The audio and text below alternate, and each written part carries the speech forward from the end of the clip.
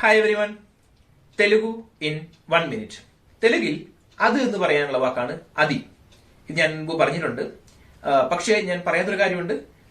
ഒന്നിൽ കൂടുതൽ വസ്തുക്കളുണ്ടെങ്കിൽ അതിന് ഒരു വാക്കുണ്ട്. അത് കന്നഡയിലും ഉണ്ട്, തെലുങ്കിലും ഉണ്ട്.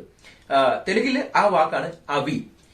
നമ്മൾ മലയാളികൾക്ക് നമ്മൾ അത് എന്ന് പറഞ്ഞ് നമ്മൾക്ക് ശീലമായി. അത് അല്ലെങ്കിൽ അതുകൾ എന്ന് നമ്മൾ പറയാറില്ലല്ലോ.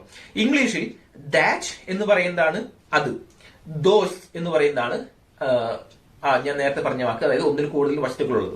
അപ്പം അവി എന്നാണ് അതിന് പറയേണ്ടത്. ഇനി അതിന്റെ എന്ന് പറയാനായിട്ട് ദാനി എന്നാണ്, അതിന്റേത് എന്ന് പറയാനായിട്ട് ദാനിതി എന്നാണ്. ഇനി ഇന്ന് പഠിക്കാൻ പോകുന്ന പുതിയ വാക്ക്, 4ാമത്തെ വാക്കാണ് അതിന്. ആ വാക്കാണ് ദാനിക്ക്. അപ്പൊ സാധാരണ നമ്മൾ അതിന് ഒരു കാർ വേണമെന്ന് പറയാറില്ല. എന്നാലും ഞാൻ ഇപ്പം കാർ വേണം എന്നാണല്ലോ പറഞ്ഞുകൊണ്ടിരിക്കുന്നത്. അതുകൊണ്ട് ആ ഒരു ഉദാഹരണം വെച്ച് പറയാം. ദാനിക്ക് ഒക്കെ കാർ കാവാരി എന്ന് വെച്ച് കഴിഞ്ഞാൽ അതിന് ഒരു കാർ വേണം. ലോജിക്കലി തെറ്റാണെങ്കിലും സെന്റൻസ് വൈസ് ഇത് കറക്റ്റ് ആണ്. ദാനിക്ക് എന്ന് വെച്ചാൽ അതിന്. ഈ ദാനിക്ക് എന്ന് വെച്ച് നമ്മൾ എന്തൊക്കെ സെന്റൻസ് ഉണ്ടാക്കാമെന്ന് ഞാൻ പിന്നീട് ഒരു ലെങ്തി ആയ ഒരു വീഡിയോയിൽ പറഞ്ഞുതരാം. അത്രയും പറയുന്നുള്ളൂ.